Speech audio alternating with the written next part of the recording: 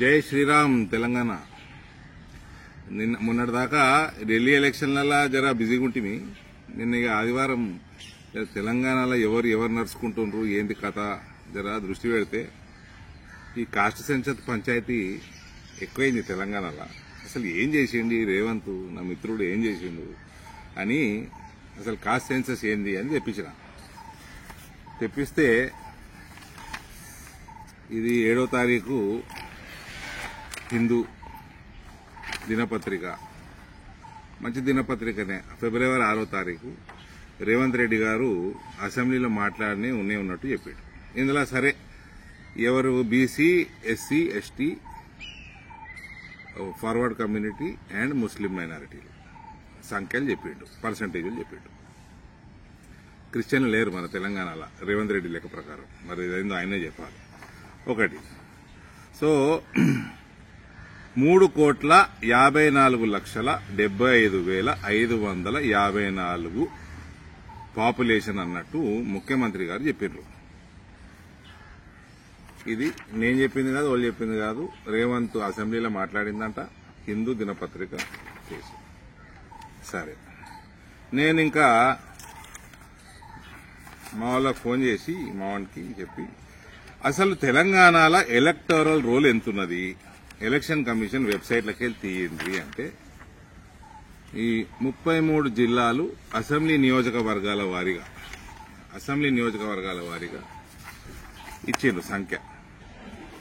Latest 3,27,27,925 ఓటర్లు.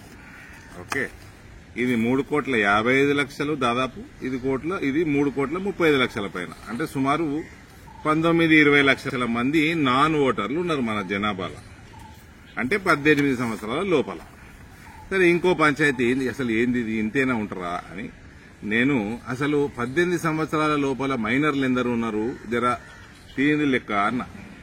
So Telangana రాష్ట్ర ప్రభుత్వం యొక్క పోర్టల్లోకి వెళ్ళి తీస్తే 0 నుంచి 6 సంవత్సరాల లోపల ఉన్న పిల్లలు 38.99, అంటే 39 లక్షల మంది పిల్లలు ఉన్నారు 6 సంవత్సరాల లోపల. 6 నుంచి 18 ఇది 6 సంవత్సరాలు, అది 12 సంవత్సరాలు, అంటే దీనికి డబల్ ఉండాలా సుమారు, అంటే 80 లక్షలు ఉండాలా. సరే, తక్కువ పట్టుకోరు, 60 లక్షలే పట్టుకోరు, అంటే దాదాపు 1 కోటి మంది పిల్లలు నాన్ ఓటర్లు ఉన్నారు. అంటే జనాభా ఎంత కావాలండి?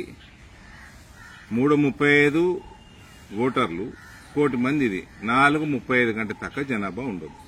ఇదో సర్వే కాదు, ఇదో మన్ను కాదు, సూలకుట్ల సర్వే చేసినాం రేవంత్. ఒకటి. రెండవది, ఈ కులం పంచాయతీ మొదలుపెట్టింది దీంతో చేసి నా కులం పెద్దది, నీ కులం పెద్దది. ఈ పంచాయతీ ఎక్కడున్నా కూడా భారతీయ జనతా పార్టీలో ఉండకూడదు. మన నాయకుడు, మన ప్రధానమంత్రి నరేంద్ర మోడీ ప్రధానమంత్రి కాకంటే ముందు ఆయన ప్రధానమంత్రి అభ్యర్థిగా వచ్చినప్పుడు నాకు గుర్తున్నది, దేశవ్యాప్తంగా హోర్డింగ్లు వచ్చినాయి, ఐఎమ్ ఏ హిందూ నేషనల్ అని. భారతీయ జనతా పార్టీలో పనిచేసుకోవాలంటే, ఈ దేశం భవిష్యత్తును కాపాడాలంటే, హిందూ రాష్ట్రాన్ని నిర్మించాలంటే నా కులం హిందుత్వం, నా కులం భారతీయతత్వం తప్ప వేరేది ఉండదు. ఇది ఎవరన్నా భారతీయ జనతా పార్టీల కులాల గురించి మాట్లాడితే అది భారతీయ జనతా పార్టీ హైకమాండ్ సహించదు, సహించకూడదు కూడా. ఇక ఢిల్లీలో ఏమైంది? సిటిజన్షిప్ అమెండ్మెంట్ యాక్ట్ వచ్చినప్పుడు ఆజాదీ అని కూడా తిరిగారు కదా. వాళ్ళందరినీ హిందువులందరూ ఒక్కటై దౌడ మీద ఒకటి వీక్తే దౌడ పనులన్నిటికీ ఆజాదీ వచ్చింది. అందులో కేజ్రీవాల్ గాని పనులున్నాయి, సిసోడియా గాని పనులు కూడా ఉన్నాయి. అందులో దౌడ పనులు. కేసీఆర్ కులం చాలా పెద్దదని ముఖ్యమంత్రి అయిందండి. కేసీఆర్ కులం సంఖ్య ఎంత అండి? 1% ఉంటుంది, కొద్దిగా అటు ఇటు ఉంటుంది. ఆయన ముఖ్యమంత్రి అందుకే అయిందండి, కులం పెద్దదని అయిందా? తెలంగాణ రాష్ట్రం కోసం కొట్లాడిందని కేసీఆర్ని ముఖ్యమంత్రి చేసారు. ఆయన కోట్లు వేసారు. 10 సంవత్సరాల తర్వాత ఈ కేసీఆర్ దిక్కుమాల గుణం ఉన్నది, కేసీఆర్ కంటే పోరగానలేదు, కేసీఆర్ పోరగానలేదు, ఇంకా దరిద్రపు గుణం ఉన్నదని ఓడగొట్టి. ఇక్కడ కులం కాదు, గుణం ముఖ్యం రాజకీయాలలో. ఇంకోటి, ఈ బీసీలు 46%, ఓసీలు 13%, ఎస్సీ 17%, ఎస్టీ 10% పైన, మైనారిటీలు సుమారు 13%. ఇవన్నీ 100 అయిపోయినాయి. క్రిస్టియన్లు లేనేలేరంటుండు రేవంత్. సరే, ఇవన్నీ 100% అయిపోయినాయి. ఇది ఒఫీషియల్ గా వచ్చింది బయటికి. ఈ కులాల వారీగా నెంబర్లు ఒఫీషియల్ గా రాలేదు. ఈ లీకులేంది? దమ్ముంటే రేవంత్ ఏదైతే లీకులు ఇస్తుండ్రో, మీరిస్తుండ్రా, ఆ కేసీఆర్ ఇస్తున్నాడా, టీఆర్ఎస్ వాళ్ళు కలిసి చేపిస్తున్నారా, ఇదంతా రాజకీయము, బీజేపీ వాళ్ళు ఎవరైనా బుట్టలు పడుతుండ్రా, తెలిసి పడుతుండ్రా, తెలియక పడుతుండ్రా, కావాల్సుకొని పడుతుండ్రా, ఇదంతా తెలవాలంటే ఒఫీషియల్ చేయండి నెంబర్లు. గంట సేపట్లో అవి తప్పని రుజువు చేస్తా. గంట సేపట్లోనే ఇప్పుడు లీక్లలో వచ్చేటి అన్ని.